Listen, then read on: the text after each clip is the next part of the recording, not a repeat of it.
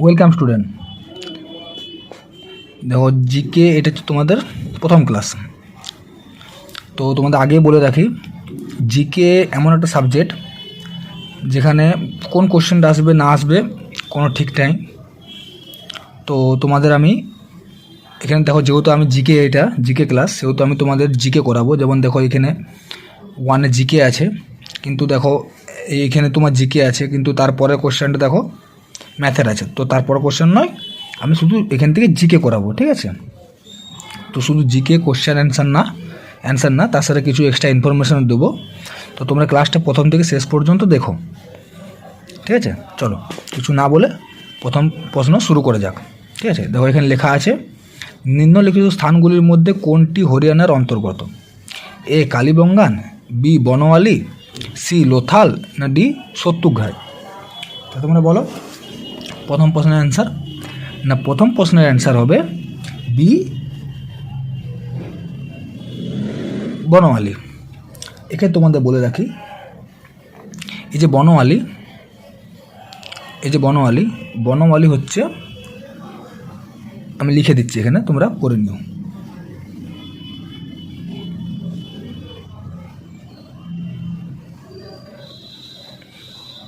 এই যে রঙ্গই, বনওয়ালি হচ্ছে রঙ্গই নদীর তীরে অবস্থিত, ঠিক আছে?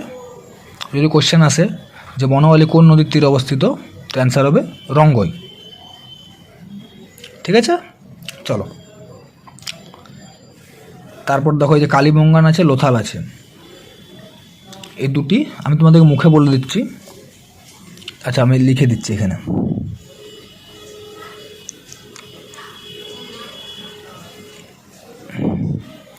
এই যে কালীবঙ্গার লোথাল হচ্ছে, তোমরা সবাই জানো, তাও আমি লিখে দিচ্ছি।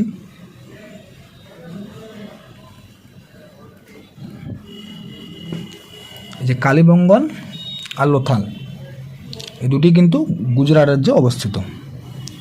এই তার মধ্যে যে লোথাল তোমরা লিখে নাও, এখানে তো জায়গা নেই, তো তোমরা লিখে নাও। এই যে লোথাল হচ্ছে পোর্ট বন্দর, ঠিক আছে? লোথাল হচ্ছে পোর্ট বন্দর। চলো এবারে সেকেন্ড কোশ্চেনে আসা যাক। কোশ্চেন নাম্বার 2, উৎপাদন খরচে মোট জাতীয় উপাদান হলো option A, option B, option C, option D? তুমি পড়ে নাও। আমি তোমাদের অ্যান্সারটা বলে দিচ্ছি, কেননা এই সব কোশ্চেনের অ্যান্সার শুধু অ্যান্সারের সাথে সং, ঠিক আছে? তোমরা ভালো করে মনে রাখবে যে উৎপাদন খরচে মোট জাতীয় উৎপাদন, এটা তোমাদের অ্যান্সার হবে অপশান সি। বাজার দামে মোট জাতীয় উপাদান পরোক্ষ কর প্লাস ভর্তুকি, ঠিক আছে? তো আমি তোমাদের আগেই বলেছি যে যেহেতু এই দেখো 3-এ তোমার ম্যাথ আছে, তো ম্যাথটাই তোমাদের কাজে লেগে যাবে। তোমরা ম্যাথটা কিন্তু প্র্যাকটিস করবে অবশ্যই, কারণ সামনে অনেক এক্সাম আছে। তো আমি যেহেতু তোমার জিকে বলেছি, সেহেতু আমি জিকে চলে যাচ্ছি, ঠিক আছে? দেখো এখানে আছে জিকে, কোশ্চেন নম্বর 13, কোন governor general Fort William college স্থাপন করেন? কোন governor general? A lord Wellesley, B lord Curzon, C lord Bentinck, না ডি লর্ড রিপন? তোমরা অনেকেই জানো যে ফোর্ট উইলিয়াম কলেজ কে স্থাপন করেন, তো আমি অ্যান্সারটা বলে দিচ্ছি।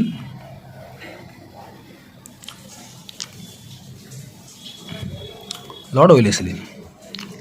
এবার ফোর্ট উইলিয়াম কলেজ কত সালে স্থাপিত হয় যদি প্রশ্ন আসে, তো আমি এখানে লিখে দিচ্ছি, তোমরা লিখে নেবে যে ফোর্ট উইলিয়াম কলেজ 1800 সালে। কোথায়? না কলকাতায়। অনেকে জানো কলকাতায় ফোর্ট উইলিয়াম 1800 সালে। কোন গভর্নর জেনারেল? Lord Wellesley. তো লর্ড ওয়েলেসলি কোন সময়কার? 1800 সালে, ঠিক আছে? চলো তারপরে কোশ্চেনে আসা যাক। কোশ্চেন নম্বর 14, তবাগতে নাসিরি কে রচনা করেছিলেন? এখানে এক্সট্রা কিছু কোশ্চেন আছে, তো আমি তোমাদের মুখে বলে দেবো, তোমরা লিখে নেবে, যেটা লেখার আমি সেটা লিখে দেবো, ঠিক আছে? চলো, তবাগতে নাসিরি কে রচনা করেছিলেন?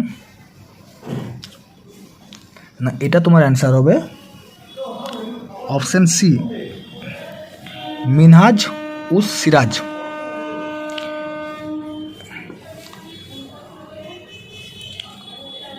মিনহাজ উস সিরাজ রচনা করে মিনহাজ উস সিরাজ কী রচনা? তোবাকুতে নাসিরি।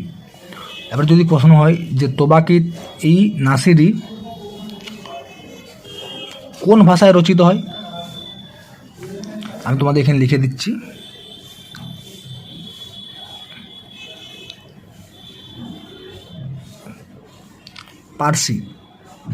পার্সি ভাষা, ঠিক আছে, পার্সি ভাষায়। এরপর তোমাদের বলছি এই যে হাসান নিজামী কী করেন আমি তোমাদের বলে দিচ্ছি, তোমরা লিখে নাও। তাজ, আচ্ছা আমি ছোট্ট করে লিখে দিচ্ছি, তোমরা লিখে নেবে, ঠিক আছে।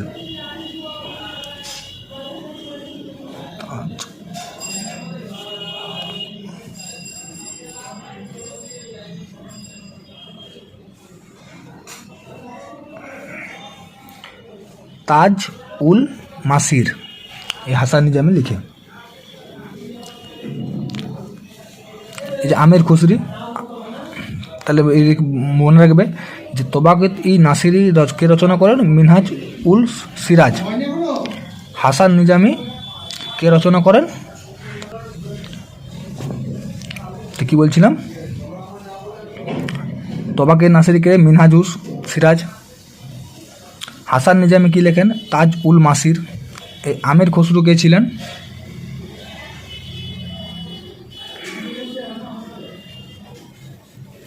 আমের খসরু সবাই জানো যে আলাউদ্দিন খলজির দরবার কবি ছিলেন, ঠিক আছে। আর এই যে জিয়াউদ্দিন বারুনি, এই যে আমের খসরু, এটা আমি আর লিখছি না, তোমরা লিখে দিবে। কবি ছিলেন সেটা আমি লিখে দিচ্ছি, কবি ছিলেন আলাউদ্দিন খলজি, ঠিক আছে। আর এই যে জিয়াউদ্দিন বারুনি, ই কী লেখে, কী রচনা করেন?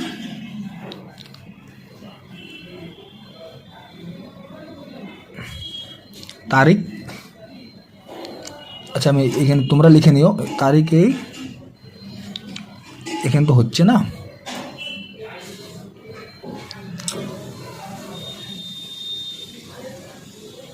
ফিরোজ শাহী, আমি বলি ফিরোজ শাহী। তারিখ এই ফিরোজ শাহী, ঠিক আছে, তারিখ এই ফিরোজ শাহী, মনে রাখবে, ঠিক আছে। চলো পরের কোশ্চেনে আসা যাক। কোশ্চেন নম্বর 5, আইসি চিপ ব্যবহার করা হয় কোন প্রজন্মের কম্পিউটারে? আইসি চিপ,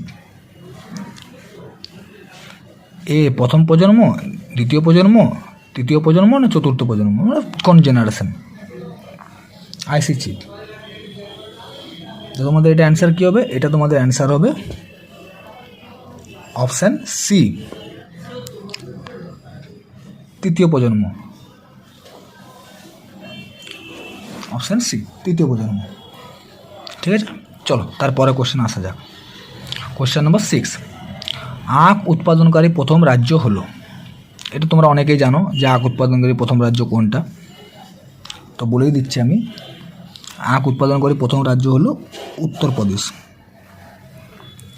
এবার যদি প্রশ্ন হয় যে আখ গবেষণাগার কোথায়, আমি লিখে দিচ্ছি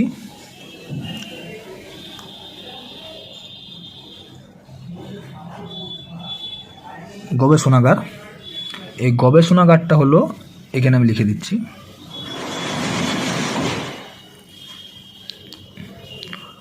লখনৌ, ঠিক আছে।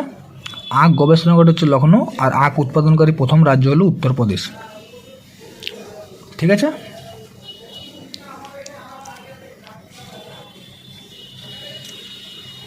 তারপর দেখো, যেহেতু এখানে দেখো এই নিচে আছে, কিন্তু এইখানে তোমার পাশেই দেখো 17 নম্বর 18 নম্বর কোশ্চেন আছে, 17 নম্বর 18 নম্বর, এই 17 নম্বর কোশ্চেন আছে, 18 নম্বর কোশ্চেন আছে। যেহেতু জিকে এখানে, সেহেতু আর দেখো তারপরের জিকেটা এইখানে আছে, কিন্তু তারপরের জিকেটা এইখানে আছে, তো আমি এখানে করাচ্ছি, তোমরা পরপর লিখে নিও, ঠিক আছে।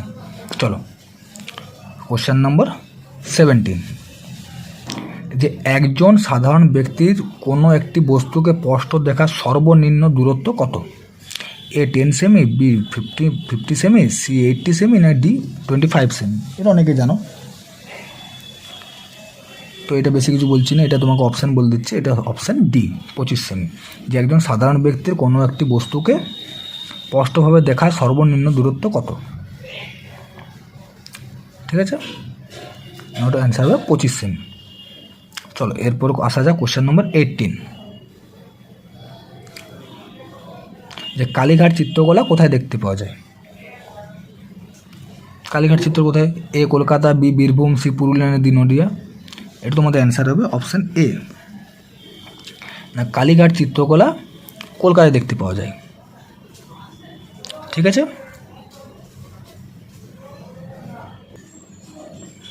চলো এরপরে কোশ্চেনে আসা যাক।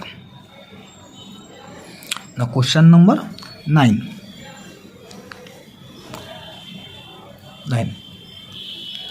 কুদ্রেমুখ জাতীয় উদ্যানটি কোন রাজ্যে অবস্থিত? কুদ্রেমুখ জাতীয় উদ্যানটি কোন রাজ্যে অবস্থিত? এ কেরালা, বি কর্ণাটক, সি অন্ধ্রপ্রদেশ, না ডি তামিলনাড়ু? 9 কী হবে তোমরা অ্যান্সার বলো। আচ্ছা আমি বলছি, তোমরা করবে, না পারলে তোমরা লিখে নিও, আর পারলে আরও এই যে 3টে এক্সট্রা আছে সেখানে কিছু এক্সট্রা ইনফরমেশান তোমরা দেখে যাও। ঠিক আছে, আপাতত আমি এটা অ্যান্সার তোমাকে বলে দিচ্ছি। কুদ্রেমুখ এটা অ্যান্সার হবে তোমার অপশান বি, কর্ণাটক।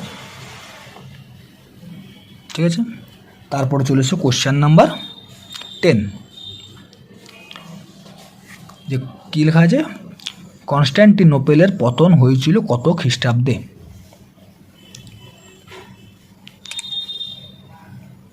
এটা ইম্পর্টেন্ট কোশ্চেন। তো কনস্ট্যান্টিনোপেলের পতন হয়েছিল যে এ 1450 খ্রিস্টাব্দে, না 1453, না 1455, না 1460? কোন খ্রিস্টাব্দে হবে? না এটা তোমাদের অ্যান্সার হবে অপশান বি, অপশান বি 1453 খ্রিস্টাব্দে। এই কনস্ট্যান্টিনোপেল হলো একটি শহর, সেই সময় নাম ছিল কনস্ট্যান্টিনোপেল, এখন বর্তমানে এই শহরের নাম হয়েছে ইস্তানবুল। জানো তুর্কি ইস্তানবুল, আমি লিখে দিচ্ছি। বর্তমানে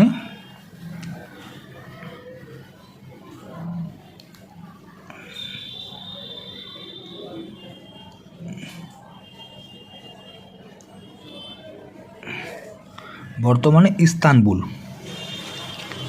বুঝতে কনস্ট্যান্টিনোপেল একটা শহর ছিল, তখন নাম ছিল কনস্ট্যান্টিনোপেল, বাট এখন বর্তমানে সেটার নাম হচ্ছে ইস্তানবুল। ঠিক আছে, চলো এরপর আসা যাক কোশ্চেন নম্বর 21। কোশ্চেন নম্বর 21 কী বলেছে? ওয়াটার গ্যাস হলো option A, option B, option C, option D? তো কী আছে? অপশান এ কী আছে? কার্বন মনোক্সাইড ও হাইড্রোজেনের মিশ্রণ। অপশান বি আছে কার্বন ডাইঅক্সাইড ও হাইড্রোজেনের মিশ্রণ। অপশান সি কী আছে? কার্বন মনোক্সাইড ও নাইট্রোজেনের মিশ্রণ, নাকি অপশান ডি কার্বন ডাইঅক্সাইড ও নাইট্রোজেনের মিশ্রণ? ওয়াটার গ্যাস, তো ওয়াটার গ্যাস হলো অপশান এ, কার্বন মনোক্সাইড ও হাইড্রোজেনের মিশ্রণ। ঠিক আছে, তো আজকে আমি যা ইনফরমেশন দিয়েছি, পরের ক্লাসে আমি আরও এক্সট্রা ইনফরমেশন দিয়ে পরে ক্লাস করাবো, কেননা সামনে সমস্ত স্টেটের এক্সাম আসছে, এসআই থেকে শুরু করে 2টো কনস্টেবল, স্কুল সার্ভিস কমিশন, অনেক এক্সাম আছে। তো এক্সামে দেখো ম্যাথ, রিজনিং, ইংলিশ এটা তো সবাই করবে, কিন্তু জিকে না পারলে কিছু করার নেই। তাই আমি চাই তোমাদের একটা কথা বলবো, যে তোমরা জিকে খুব ভালোভাবে দেখে যাও, বিশেষ করে এক্সট্রা ইনফরমেশান কিছু ভালো করে দেখে যাও, কোনখান দিয়ে কোশ্চেন আসে, কিচ্ছু করার নেই। তো ওকে, যদি এই প্রথম ক্লাসটা তোমাদের ভালো লাগে তো ভিডিওটি লাইক এবং চ্যানেলটিকে সাবস্ক্রাইব করে দিও। আর পরের ক্লাসে, সেকেন্ড ক্লাসে আমি আরও এক্সট্রা ইনফরমেশান নিয়ে পরে আসবো। তো চলো আজকের মতো ওকে।